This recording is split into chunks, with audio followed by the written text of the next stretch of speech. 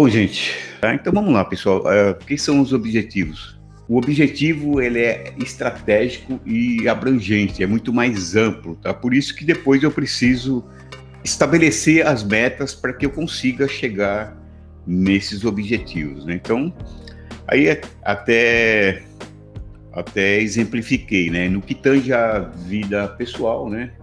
Pode significar aí uma nova faculdade, dar o salto na vida financeira, enfim, ter uma condição, alguns casaram, ter filhos, começar hobby, atividade física mesmo. São sonhos, né, são utopias e que nos move. Os objetivos, né, são utopias alcançáveis, né, então a gente tem possibilidade de chegar aí, atender. E aí, o que são metas, né? Então a gente tem 17 objetivos, 169 metas e os indicadores, né, para trabalhar a relação de um ponto de partida aonde vai chegar, fazer, mensurar, né, esse processo, né? Então, a meta anda junto com os objetivos, né? Então, são tarefas específicas para alcançar os objetivos. Elas são temporais, eu preciso estabelecer, né, a data, prazo, né? Aonde eu vou chegar em tal lugar, quando? E aí, por exemplo, né, o objetivo é ficar rico, né? O que se precisa fazer? Traçar um caminho para chegar aí à riqueza. Então, eu tenho que buscar o estabelecimento da melhoria de rendas, por exemplo, nos próximos 5 anos. Então, nos próximos 5 anos eu vou agregar no campo financeiro recursos, né, para que eu consiga atingir o meu objetivo. As metas são atingidas quando você consegue atingir esses objetivos, obviamente. Qual é a diferença de objetivo e metas?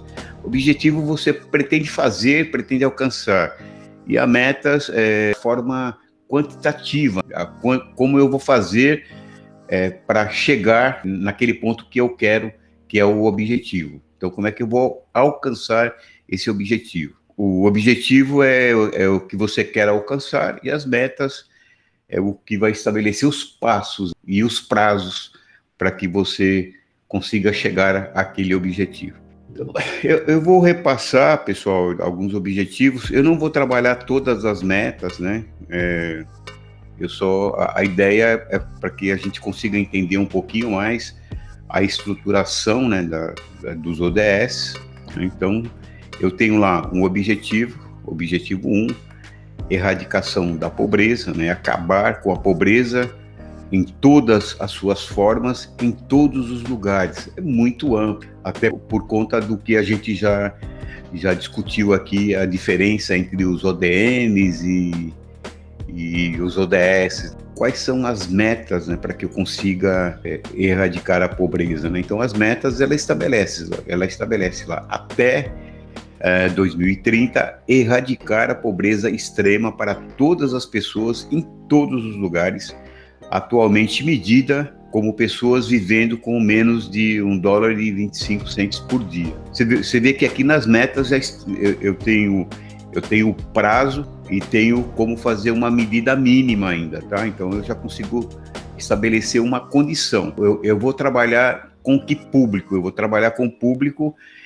que vive com menos de $1,25 por dia. Tá? Esse é o meu público. E aí eu começo a falar já dos indicadores, né? Então veja bem, para que eu consiga, primeiro eu vou identificar, eu tenho um lapso temporal, eu tenho o meu olhar em prazo, eu tenho o meu olhar já pré-determinado, no caso aqui $1,25, então eu já estabeleço também o meu público, só que quem são essas pessoas? Aqui eu estou falando que eu vou acabar com a pobreza também em todos os lugares. Onde estão essas pessoas? Quais são as formas dessa pobreza, né? Então, eu preciso dessa identificação. E aí, aqui no Brasil especialmente, a gente tem o IPEA, tem o IBGE, que trabalham na tratativa dessas identificações e, obviamente, através do estabelecimento de indicadores. Então, eu preciso de um diagnóstico e eu vou buscar isso numa base de dados. E aí, a partir do momento que eu identifico isso numa base de dados, eu vou trabalhar também para que eu consiga efetivamente estabelecer um diagnóstico real. Eu vou fazer esse trabalho, vocês mesmos vão apresentar trabalhos que vocês estão fazendo, e aí qual o lugar, né? Qual o lugar desse público que vocês estão trabalhando em termos de diagnóstico, né? Qual é a situação real? Então, vou estabelecer a situação real. Em Palmas, eu vou buscar as condições em Palmas, né? Para identificar esse público, para identificar onde eles estão e quais são as formas de pobreza que eu tenho. Então, eu vou buscar o que acontece. A partir do diagnóstico, eu tenho um ponto de partida. Vou trabalhar agora, vou pegar os indicadores para fazer o quê? Os indicadores é que vão me impulsionar para que eu consiga chegar a 2030 acabando com a pobreza em todas as suas formas, em todos os seus lugares. Então, aí eu vou lá trabalhar, no caso, percentual da população abaixo da linha internacional da pobreza. Aí eu preciso o quê? Desagregar dados. É uma palavra mágica, desagregar dados, porque veja bem, o IBGE, normalmente ele apresenta dados compostos, né? A gente tem muita dificuldade, nós, pesquisadores, sempre que nós vamos realizar trabalhos em Palmas, eu faço isso já há 20 anos, né, com algumas publicações, o que acontece quando a gente vai fazer esses trabalhos? Nós temos muita dificuldade em desagregar dados. O IBGE estabelece regiões administrativas. Então, por exemplo, quando eu vou trabalhar especificamente com uma quadra e quero levantar dados, eu tenho que pegar os dados do IBGE da região e fazer isso manualmente, desagregar isso manualmente. Mas eu preciso desagregar. Então, eu preciso saber o sexo, né, das pessoas, a idade, o status de ocupação, localização geográfica. Como é que eu trabalho com localização geográfica? Eu preciso do georreferenciamento, que é um problema que nós temos, né? Palmas mesmo não tem ainda a sua cartografia atualizada, né, georreferenciada. Isso é de extrema importância. O município que tem o chamado cadastro multifinalitário ajuda muito nesse processo, mas nem todos têm. Palmas mesmo não tem um cadastro multifinalitário atualizado. O que é cadastro multifinalitário? Eu até depois, se vocês me cobrarem futuramente, eu falo um pouco mais detalhadamente, mas não é esse o objetivo nesse momento de falar. Mas, assim, de maneira geral, o cadastro multifinalitário é um cadastro que o poder público deveria manter atualizado, inclusive, que dialoga com as várias áreas. Então, por exemplo, o cadastro que eu faço lá nas finanças para IPTU, que normalmente é o cadastro que termina sendo mais atualizado, porque é um cadastro utilizado, né, para cobrança de impostos, né? Então é um cadastro que, enfim, normalmente se tem uma preocupação, porque ele tem o objetivo de arrecadação, ele deveria servir para todas as secretarias, por exemplo, para a identificação da população vacinável, por exemplo, né? Então eu consigo, ao invés de eu ter que entrar num site, fazer um cadastro, fazer um agendamento, né, para vacinar, eu recebo um tiquezinho, como aconteceu em Londres, como aconteceu em Nova York, como aconteceu em Paris. Você recebe um cartãozinho dizendo, você compareça no dia tal, horário tal, para receber a sua dose vacinal. Então, é isso. Então, na saúde, eu tenho a identificação dos contribuintes. Aí eu vou para finanças, eu vou para outras secretarias, né? Eu vou no meio ambiente, eu tenho. Esse cadastro multifinalitário é um cadastro que transita pelas diversas áreas e facilita muito num trabalho de indicadores, por exemplo. Então, o que acontece? Aí eu consigo, através dos dados desagregados do IPEA, do IBGE, estabelecer uma relação com a minha condição atual. Vou verificar lá como eu vou trabalhar isso. Vamos lá para uma segunda meta da erradicação da pobreza. Em 2030, até 2030, reduzir pelo menos a metade da proporção de homens, mulheres e crianças de todas as idades que vivem na pobreza em todas as suas dimensões, de acordo com as definições nacionais. E aí o que eu preciso? Quais os indicadores que vão me apoiar nesse trabalho? Percentual da população abaixo da linha nacional da pobreza por sexo e idade. Eu vou buscar no IBGE essa informação. Percentual de homens e mulheres, crianças de todas as idades vivendo na pobreza em todas as suas dimensões, de acordo com as definições nacionais. Então, veja bem, o que acontece aqui efetivamente? Eu tenho o prazo que eu pretendo chegar a atingir o objetivo, eu tenho aqui também já alguns indicativos na meta para que eu parametrize, né, as condições que eu busque, né? Por exemplo, $1,25. Ele parametriza, eu vou buscar esse público, vou fazer o diagnóstico da minha situação real e vou trabalhar com os indicadores. Então, digamos assim, eu vou exemplificar grosso modo. Eu tenho uma população nessas condições 30%. Fiz o diagnóstico de que eu tenho 30% da população exatamente nessas condições, tá? E aí, desses 30%, eu tenho 15% de homens, 3% de mulheres, 2% de crianças, por exemplo. Eu já tenho uma estruturação no diagnóstico. O que eu vou trabalhar agora? Eu preciso, nesse caso, reduzir esse percentual. Eu estou falando para vocês de um percentual das pessoas que estão inseridas nessa condição, vivendo com menos de $1,25. Eu já tenho uma formatação, vou aplicar os indicadores, porque aí eu preciso o quê? Georreferenciar. Onde estão essas pessoas em Palmas, por exemplo? Está no bairro tal, tem, né? Eu vou pontuar essas questões, porque as minhas ações, elas têm que necessariamente estar focalizadas no público e na região onde está esse público. Tá? Então, eu vou trabalhar políticas públicas, enfim, os objetivos, a ideia do objetivo não é estabelecer ações, né, para resolver o problema assistencialista, né? Então, eu entreguei 300 cestas básicas, acabei com a pobreza. Não tem fundo, eu não tenho isso não é fundo assistencialista, né? Então, na verdade, o que eu vou trabalhar efetivamente? Eu vou trabalhar na condição de, efetivamente, né, resolver o problema. Como que eu resolvo esse problema? Através de políticas públicas, né? Então, por exemplo, é o caso do Brasil com Bolsa Família. É o caso de situações municipais, né, que estabelece políticas públicas, né, de distribuição de renda, que possibilite acesso ao emprego, que possibilite condições, né, da pessoa trabalhar um processo orientativo, né, para que a pessoa consiga a sua subsistência. Esse é o processo que nós temos que fazer, esse é o processo que nós temos que trabalhar. Então, veja bem, o que nós temos que fazer para solucionar isso, né? Solucionar o problema da pobreza em Palmas, trabalhar políticas.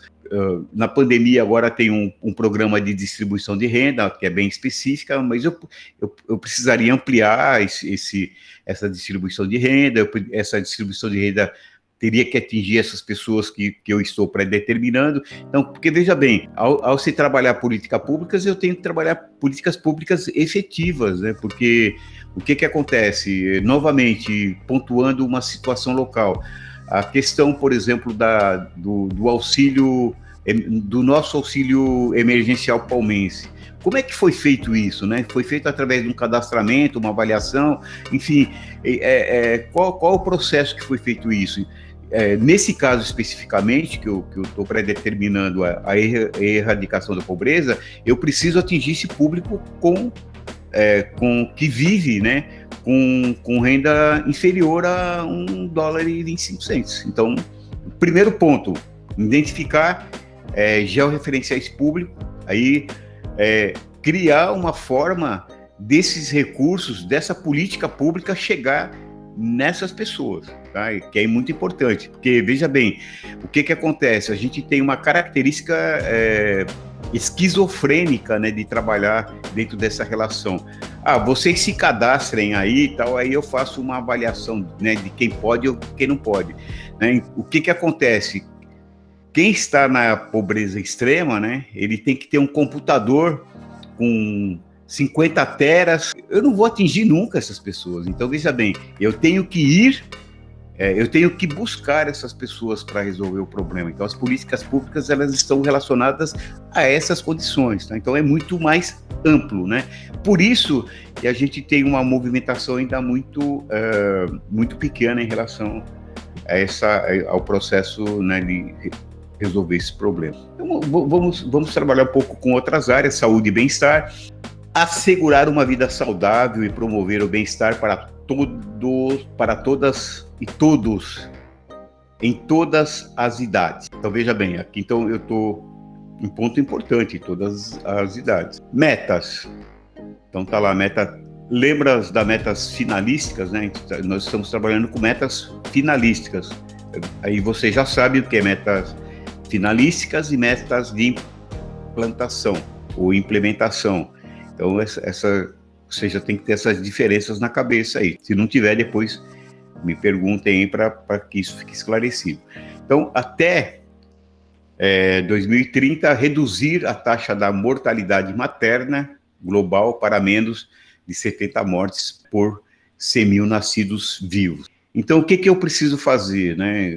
A nível municipal, eu preciso, aqui está falando, eu tenho parâmetros globais, eu preciso transformar isso em parâmetros nacional e em algumas situações local, porque o nosso país é um país continental, então, por exemplo, a taxa de mortalidade em Santa Catarina não é a mesma taxa de mortalidade do Tocantins. A gente tem medidas diferentes, né? Temos parâmetros nacionais muito diferentes. Nós temos por isso que a média nacional nem sempre reporta a realidade. Então, nós temos condições muito diferentes. Então, eu vou trabalhar no Tocantins, eu tenho os parâmetros, eu vou trazer esses parâmetros para Palmas, vou identificar isso. Tá? Aí eu vou para os indicadores. Tá? Lembra que eu falei para vocês? Eu vou estruturar. Aqui eu tenho um prazo, né? E aqui eu tenho algumas medidas já para iniciar. 70 mortes por 100 mil nascidos global. Eu tenho um parâmetro global, mas eu preciso consultar o parâmetro nacional e o parâmetro local. Os indicadores, eu vou para taxa de mortalidade materna, percentual de partos assistidos por pessoa de saúde qualificada, né? Que é um dos grandes problemas que nós temos. Quem conhece um pouco o sertão do nosso país sabe que a gente tem situações de parto ainda no país, infelizmente, que não tem qualquer assistência. São crianças que nascem, né, sem qualquer tipo de assistência. E se há qualquer tipo de complicação no parto, a possibilidade de óbito é enorme. Aí eu vou trabalhar um pouco isso. Então, eu venho novamente para a minha condição local, aí eu vou lá no Dona Regina, medir um pouco isso. Os partos realizados no Dona Regina é só de Palmas? Não, ele recebe do estado todo. Até 2030, acabar com as mortes evitáveis, né, de recém-nascidos e crianças menores de 5 anos, com todos os países objetivando reduzir a mortalidade neonatal para pelo menos 12 por mil nascidos vivos, né? E a mortalidade de crianças menores de 5 anos, pelo menos 25 por mil nascidos vivos. Eu acho que vocês já conseguiram ter a percepção que eu já tenho aí informações que eu vou trabalhar dentro delas. Eu já tenho indicativos, né, que eu vou trabalhar dentro deles. Então, eu tenho aqui 2 indicativos importantes: 12 por mil nascidos vivos e 25 por mil nascidos vivos. Uma para crianças menores de 5 anos, né, enfim, e outra para mortalidade neonatal. Então, eu já tenho essas especificações.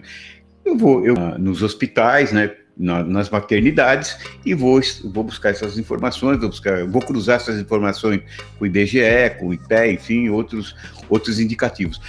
Nós deveríamos ter um trabalho um pouco mais completo de dados, né, nas prefeituras, mas a gente sabe que nem sempre isso ocorre.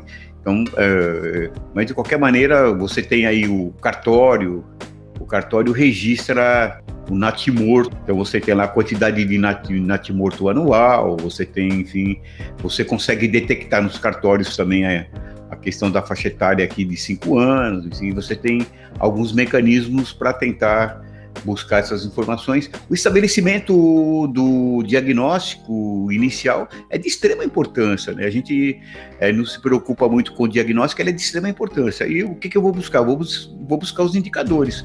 Taxa de mortalidade infantil, taxa de mortalidade neonatal. Eu tenho essas taxas trabalhadas a nível global, eu tenho a nível nacional, eu tenho a nível local, né? Então, estadual é o que eu coloquei. A gente tem diferentes parâmetros do país. Igualdade de gênero. Alcançar a igualdade de gênero e empoderar todas as mulheres e meninas. É interessante, né? Porque é um trabalho bem complexo de se fazer. A gente tem aquela questão, é estrutural mesmo, é difícil de se avançar, mas assim, eu acho que pelo menos está sendo discutida, né? Então acho que quando eu falo pelo menos, não que eu me sinta confortável falando isso, não. Eu acho que nós deveríamos ter uma discussão mais constante.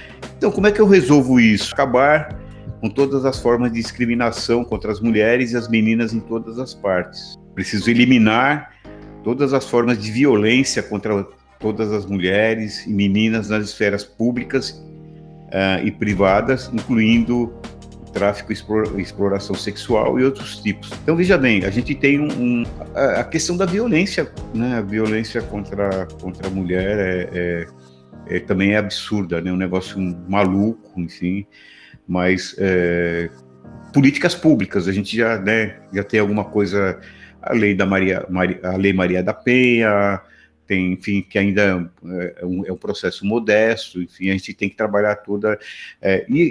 o importante, a gente não pode abandonar o campo educacional. Então, veja bem, o ensino básico, né, a gente precisa trabalhar isso, o ensino básico, né, enfim, as próximas gerações, nós não precisarmos mais estar falando nisso, né, enfim, as próximas gerações entendam, né, e aí é um processo educacional, não é só punição, a gente tem o caráter punitivo e se prega muito isso ainda hoje, né, caráter punitivo, que é lógico, né, que o violento ele tem que ser segregado, não tenho dúvida, mas por outro lado também teria que ter uma campanha educacional muito mais ampla, né, então nós precisaríamos trabalhar no campo educacional. Então, aí, quais indicadores que eu vou trabalhar? Existência de quadros jurídicos para promover, aplicar e monitorar a igualdade e a não discriminação com base no sexo.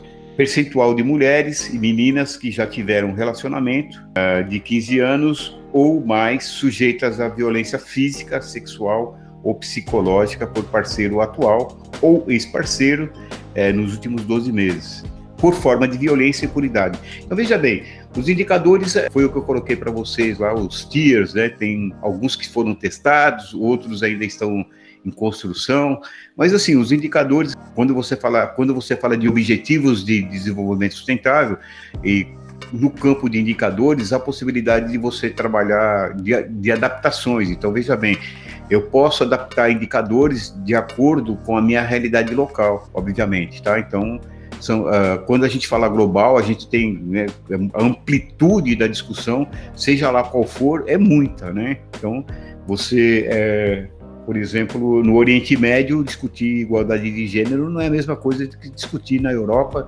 ou discutir em países africanos, ou discutir no países latino-americanos, são situações diferentes. E quando você vai até dentro do próprio país, também você tem que pontuar, né, situações diferentes e tem modos diferentes também de medir isso, parametrizar isso, né, que aí eu preciso estabelecer um parâmetro muito mais próximo da realidade. Se atentem para isso. Aqui, redução de desigualdades, reduzir a desigualdade dentro dos países e entre eles.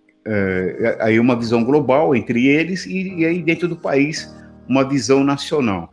Até 2030, progressivamente alcançar e sustentar o crescimento da renda de 40%. Você vê que aqui o que vai acontecer? Eu estou interrelacionando o quê? Com a erradicação da pobreza. Então foi o que eu disse para vocês e mostrei nas aulas passadas, essa interligação das metas com outros objetivos. O que eu preciso? Indicadores, taxa de crescimento de gasto doméstico, né, o da renda per capita, entre 40% dos mais pobres da população e o total da população. É o que eu falei, eu preciso de dados segregados e georreferenciados, que é esse ponto, nós precisamos, né, um trabalho técnico, né, enfim, tá lá. Empoderar, né, é uma palavra que muita gente não gosta, tá, mas eu acho que é essencial essa terminologia, empoderar e promover a inclusão social, econômica e política de todos, independentemente da idade, gênero, deficiência, raça, etnia, origem, religião, condição econômica ou outra. Então, veja bem, nós estamos aí em desigualdades, né? Nós estamos sempre aí no topo dos rankings aí, né, globais. Cidades e comunidades sustentáveis, né, até 2030 garantir o acesso a todos, a habitação segura, adequada a preços acessíveis e serviços básicos e urbanizar as favelas. Isso é interessante que favela tem em todo o país, mesmo em pequenas cidades. É interessante que a gente sempre ouve falar ainda que Palmas não tem favela. Tem, tá? Vai para as bordas da cidade, tem muita favela aí. Percentual da população urbana morando em favelas, eu preciso levantar, assentamentos informais ou habitações inadequadas, ainda temos muita. Vocês acompanharam, obviamente, algumas semanas atrás, o desmoronamento lá de uma casa lá no Rio de Janeiro, enfim, matou lá 2 ou 3 pessoas, não me lembro exatamente agora, mas que retrata um pouco disso, né? Então, a gente não tem um campo de assistência técnica, né, para acompanhar essas autoconstrução, enfim. Eu tenho até uma experiência de acompanhar um pouco isso, enfim, a gente trabalhei um tempo acompanhando as favelas no Rio de Janeiro, tive alguns trabalhos que eu executei junto com o Lincoln Institute. A gente teve, pelo menos eu tive em alguns momentos lá, a gente passou alguns períodos acompanhando alguns tipos de trabalho. São os locais onde o poder público não chega, são dominados no Rio de Janeiro, não só no Rio de Janeiro, mas exemplificando no Rio de Janeiro, são dominados pelo tráfico e pelas milícias. O poder público não dá a menor importância. Nós temos um percentual de irregularidade fundiária enorme e não há qualquer tipo de assistência. O Favela Bairro, que é um projeto reconhecido internacionalmente, conseguiu evoluir bastante, mas houve a paralisação desse trabalho, enfim. Mas, assim, de qualquer maneira, a gente tem alguns trabalhos importantes em relação a isso. Até 2030, proporcionar o acesso a sistemas de transporte seguros, acessíveis, sustentáveis e a preço acessível para todos, né? Melhorando a segurança rodoviária por meio da expansão de transportes públicos, com especial atenção para as necessidades das pessoas em situação de vulnerabilidade, mulheres, crianças, pessoas com deficiências e idosos, né? Então, é importante, né, nós estamos tratando muito agora da questão de mobilidade, até por conta que a pandemia escancarou definitivamente a deficiência nossa em relação à mobilidade e mais especificamente ao transporte urbano, que em todo o país foi a calamidade, né, inclusive responsável, né, por muita contaminação. O transporte público são poucas pessoas que bancam, em grande parte não há subsídio das prefeituras, e aí chega esses problemas. Nós aqui em Palmas mesmo estamos discutindo o transporte que havia uma projeção de ir para R$6, ia praticamente ficar o transporte mais caro do país aí, mas parece que a discussão parece que ainda está em discussão, e aí algumas movimentações para que isso não aconteça, mas de qualquer maneira é preocupante. Nós precisamos trabalhar com transporte e mobilidade, né, de maneira diferente, tá? Então, uma preocupação. E aí, a gente, qual a inter-relação, né, da mobilidade com igualdade de gênero? Aqui diz, né, um pouco disso. Cita mulheres, por exemplo, né? Então, o que acontece em relação as mulheres sofrem muito mais com a mobilidade, né? O transporte urbano nas grandes cidades, você vê com uma frequência enorme assédios, enfim, essas coisas todas, que a gente tem que ficar sempre preocupado. E alguns indicadores, percentual da população urbana morando em favelas, assentamentos formais, como eu coloquei, percentual da população que tem acesso conveniente ao transporte público por sexo, idade e pessoas com deficiência. E na maioria das cidades ainda tem o problema de pessoas com deficiência, que nem todos os veículos têm a possibilidade, né, de acesso, e é preocupante. Aqui a gente também não é todos os veículos, então isso dificulta. Eu acompanhei, fiz alguns eventos, né, com a associação de pessoas com deficiência, e é uma reclamação enorme. Nós não temos calçada, não temos transporte, não temos...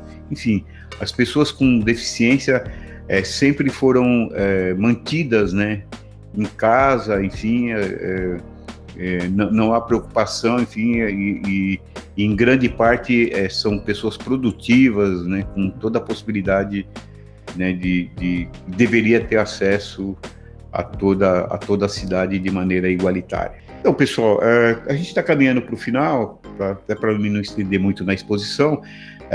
Nós vamos trabalhar com a sensibilização, conhecendo os ODS, no nível subnacional. O que é subnacional? Nós temos o nível nacional, eu estou falando do país como um todo, e o subnacional, que são os estados e municípios. Então, nós precisamos levar para os municípios os ODS, né? E a gente faz um trabalho atualmente na rede ODS. A gente, inclusive, estamos aí indo para 2 cursos, um curso para as prefeituras e um curso para assessores populares. O assessores populares vai começar em setembro, e para as prefeituras a gente começa agora já em junho, semana que vem tem a abertura do curso. Então a gente precisa levar para as prefeituras, né, para que elas conheçam esse processo, né, que na verdade tem que se trabalhar a localização das ODS, enfim, algumas prefeituras já trabalham, mas não identifica isso. Então, eu preciso trabalhar ações de sensibilização, né, que deve ter como objetivo incentivar a participação do cidadão, né, dos cidadãos e das comunidades locais, né, a fim de promover a apropriação da agenda, né, e o engajamento na busca pelo alcance dos ODS, né, no nível local. É o que a gente está fazendo aqui com assessores populares, né? A gente tem um curso de assessores populares bem interessante, já com várias pessoas passaram por ele. A gente teve que era um curso presencial e agora passou a ser à distância. Enfim, mas aí vocês vão me dizer um pouco também com a apresentação que vocês vão fazer mais à frente, e né? É um processo de sensibilização. Então, cada um aí dentro do seu processo vai me trazer, obviamente, a informação onde ele está levando os ODS nesse trabalho. A sensibilização, ela não se limita a dizer, existe ODS, né? Eu preciso empoderar o cidadão, ele entender aonde ele está nesse processo, né? Ele precisa ter uma participação ativa do dia a dia, qual é o meu processo de participação e contribuição, efetivamente. Então é importante isso. Defendendo a ideia, incluindo uma perspectiva subnacional, né, nas estratégias nacionais dos ODS. Porque, veja bem, nós temos a nível global, a nível nacional, que inclusive está andando muito lentamente, mas o nível subnacional, né? Então os municípios, né? Na verdade, quem movimenta isso, os municípios. Se houver uma conscientização de implementação feita através dos municípios, eu acho que é muito interessante isso, tá? Então, as esferas de governo, né, tem que trabalhar para construir um consenso nacional que coloque os ODS no centro do desenvolvimento nacional, regional e local. Importantíssimo, tá? Infelizmente, a gente não tem caminhado muito nessa direção, mas, né, é um processo e vamos lá. Implementação, os ODS no nível local. É aquela questão, cada um fazendo o seu papel, tentando contribuir, disseminando, enfim, mas nós não implementamos, né? Tá? A universidade não implementa ODS, tá? A população não implementa ODS, ela tem que contribuir e cobrar, né, para que a nível local, né, as prefeituras tenham interesse, né? Então, paralelamente à sensibilização, eu tenho a sensibilização e a defesa, tá? Então isso tem que caminhar junto. Os governos locais e regionais devem se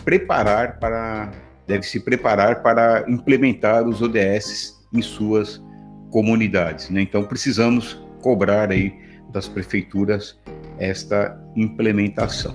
Acompanhamento, tá avaliando e aprendendo com as nossas experiências, né? Então depois a gente vai perpassar por cada. Vocês lembram que são, né, na verdade, eu estou trabalhando aqui a fragmentação, né, da Agenda 2030, né, que ela é composta, né, por esses 4 elementos. E aí depois que eu implementei, eu preciso saber o quê? Se eu estou permanecendo naquela condição, se eu vou melhorar ou se eu estou piorando, né? Eu preciso fazer esses acompanhamentos, né? E vou aprender com as experiências. Isso está sendo feito muito, tá? Então é interessante que a gente está vendo no meio acadêmico. Eu até coloquei para vocês, a gente vai participar agora em julho de um evento na Universidade do Minho com a Érica, que é uma aluna do PIBIC Ensino Médio. A gente vai falar um pouco das nossas experiências nesse trabalho, né? Então, a gente vai falar um pouco também das experiências do trabalho da Agenda 2030 enquanto disciplina da graduação, enquanto disciplina da pós-graduação. Então, isso a gente precisa trabalhar com uma amplitude um pouco maior, né? Então, acho que é muito importante também esse relato de experiências, né? Então, a maioria dos sistemas de monitoramento, né, dos países são administrados por Serviço Nacional de Estatística, IBGE, IPEA, enfim, a gente tem um campo aí de trabalho de monitoramento, né? E aí, pelo Serviço de Planejamento Nacional.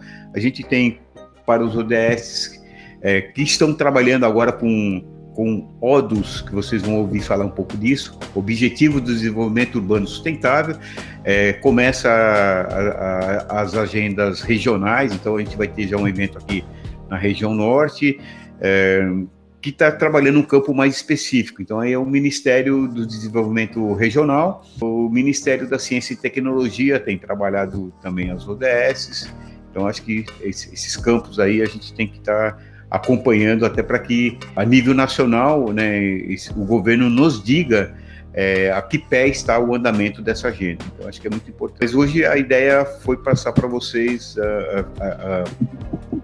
assim, uma amplitude um pouco maior. De qualquer maneira, o importante é que nós tenhamos a ideia mais completa da agenda, né, para depois a gente trabalhar a nível de detalhamento. Então, que vocês compreendam que a agenda não é só os objetivos, né? Objetivos é uma quarta parte da agenda. Então, a gente tem visão, princípios, a gente tem os objetivos, a gente tem os mecanismos para implementação, e também temos o monitoramento depois, que é o acompanhamento. Tá? Então, é importante que nós consigamos entender o processo da agenda como um todo, tá? Não trabalhar, né, enfim, só com os objetivos.